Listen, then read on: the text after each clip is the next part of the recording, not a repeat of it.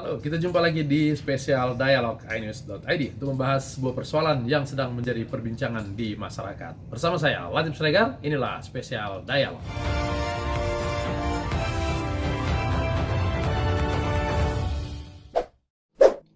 Selamat sore, kita jumpa lagi di spesial dialog inews.id. Sore ini kita akan membahas tentang menebak susahnya menebak puncak pandemi. Kenapa ini menjadi pembahasan yang serius?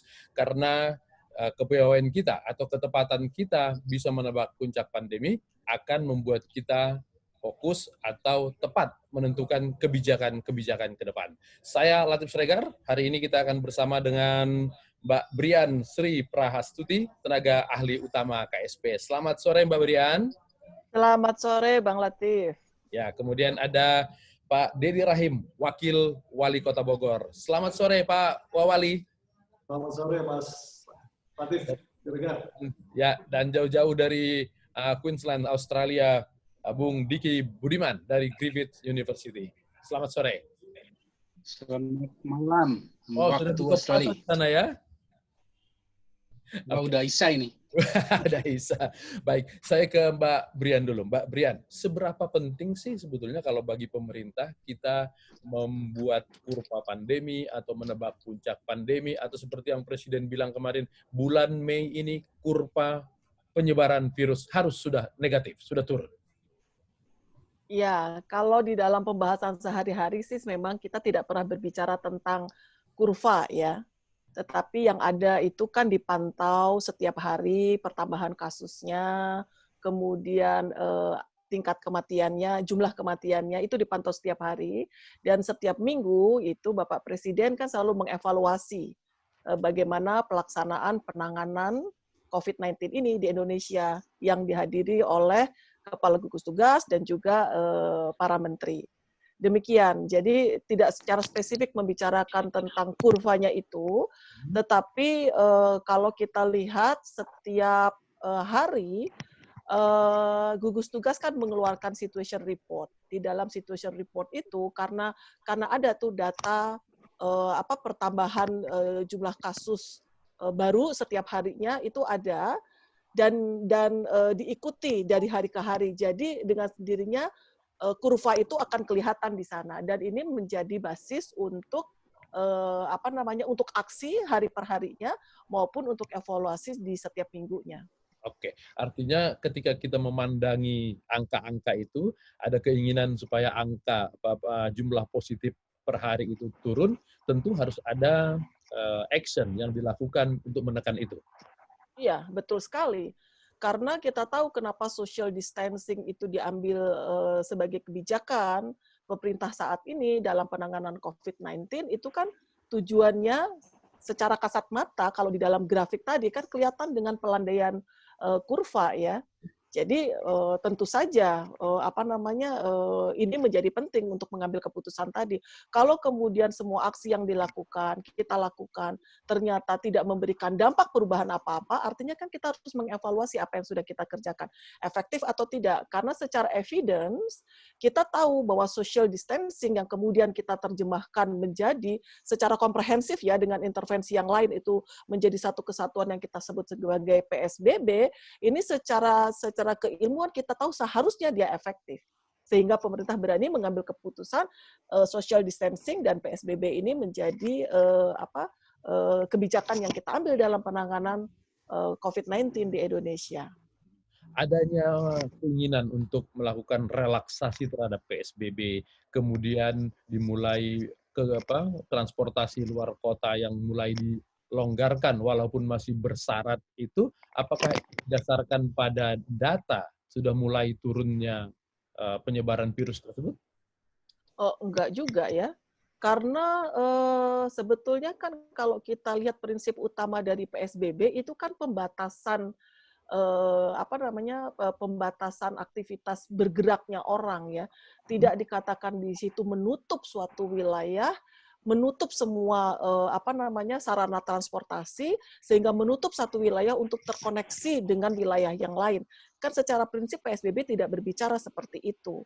Kemudian pada saat Permen Hub dibuat, Permen Hub nomor 25 dibuat, itu bahkan sebetulnya kan menerjemahkan perintah atau arahan dari Presiden untuk larangan mudik. Dan di dalamnya sebetulnya sudah ada klausul tentang pengecualian.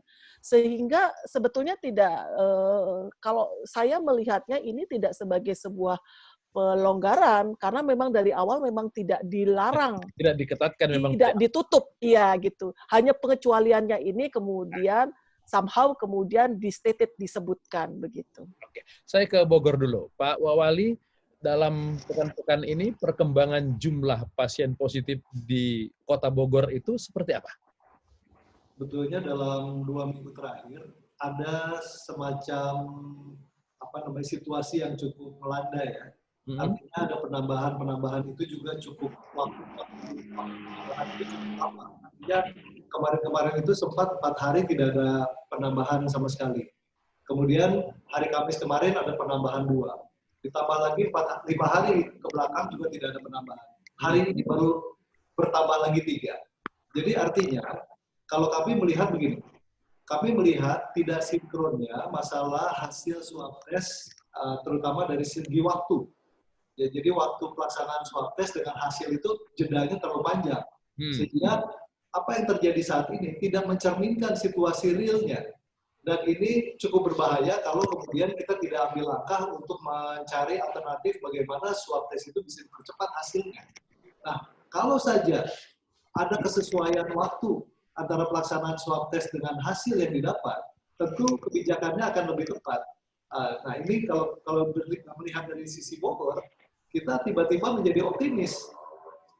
Kok saat ini melandai. Padahal di balik itu masih ada ratusan ya hasil swab test yang masih kita tunggu. Nah, ini salah satu catatannya. Kemudian juga kami tetap tentu untuk kebijakan secara umum, karena ini sudah menyangkut kawasan ya Jabodetabek, maka kami putuskan, tadi baru saja kita putuskan, PSBB tahap ketiga ini akan kita ajukan kepada gubernur pada hari ini, dan rencananya untuk 14 hari ke depan, artinya sampai dengan tanggal 26 Mei.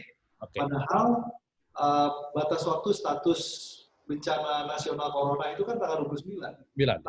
Artinya yang kedua, di samping tadi permasalahan swab test, yang kedua adalah ketidaksesuaian waktu antar wilayah.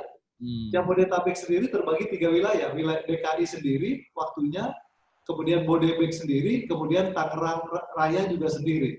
Nah, kami kemarin malam sudah sampaikan juga kepada Pak Doni Munardo sebagai Ketua Gugus Tugas Nasional, bagaimana mensinkronisasi ini agar ada kesesuaian sehingga tidak ada hal-hal yang tadi seolah-olah kita tidak sinkron. Makanya begitu ada info atau isu tentang relaksasi, kemudian isu lagi tentang diperbolehkan mudik, kemudian isu lagi tentang dibukanya transportasi, kita semua seolah-olah berjalan sendiri-sendiri.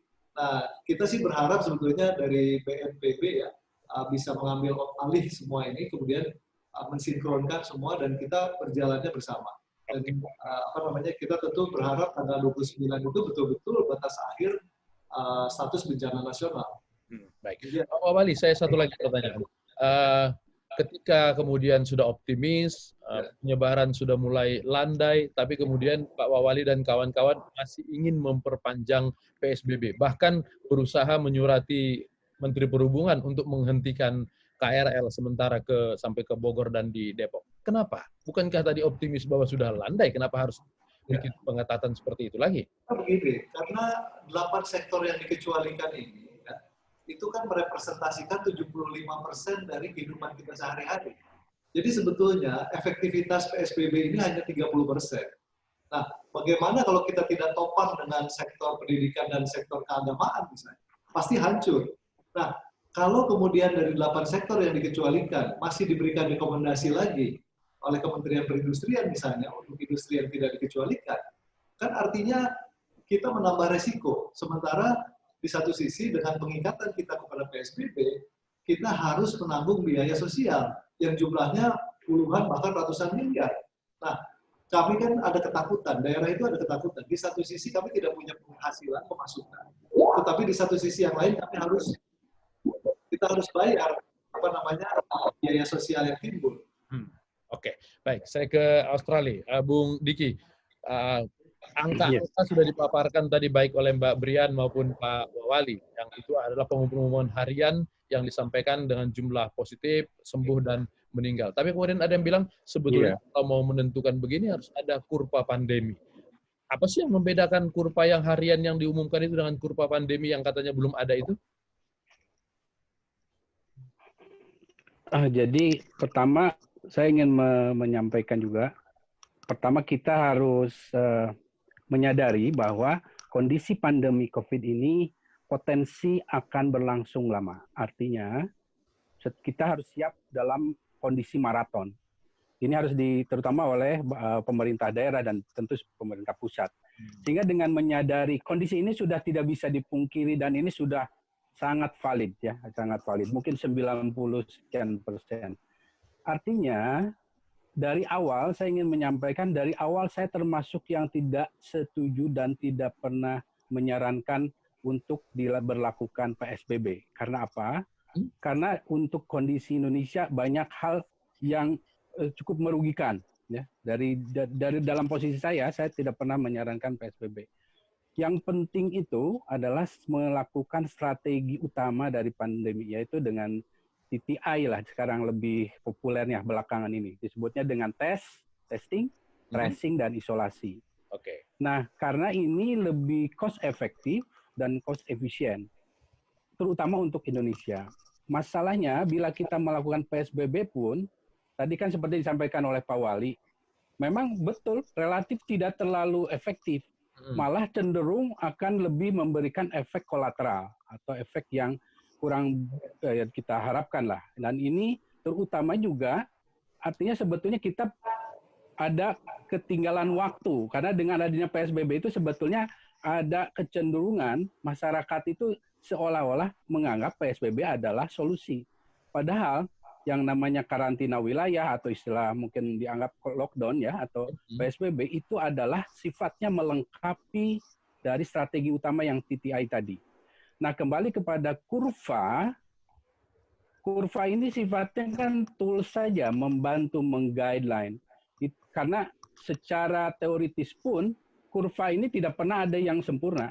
Tidak ada pemodelan penyakit menular, apalagi dalam kondisi pandemi yang relatif baru penyakitnya seperti ini, dia akan ideal.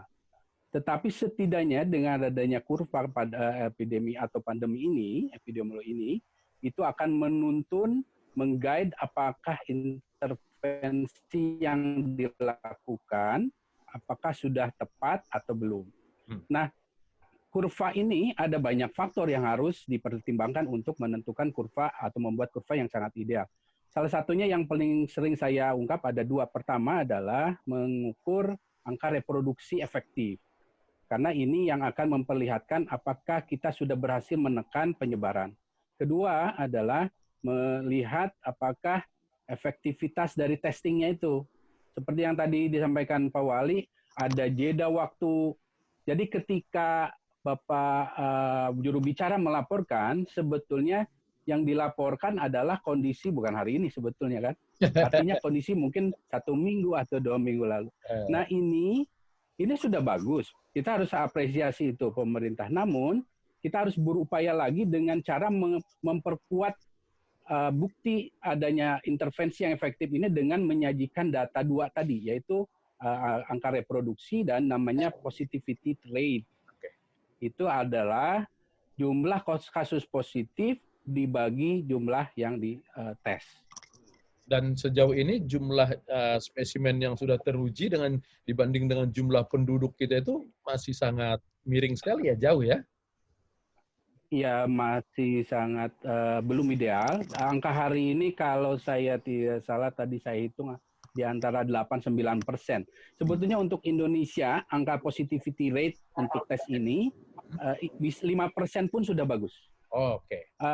Sebetulnya 9% sepertinya sudah mendekati, namun ada catatan lain untuk tes ini, yaitu bahwa idealnya kita proporsi tesnya itu 1% dari total penduduk. Misalnya Bogor, penduduknya katakanlah 1 juta misalnya, ini permisalan, ya berarti 1% dari 1 juta itulah yang dites. Tapi tentu ini juga ada menyasar kelompok-kelompok tertentu.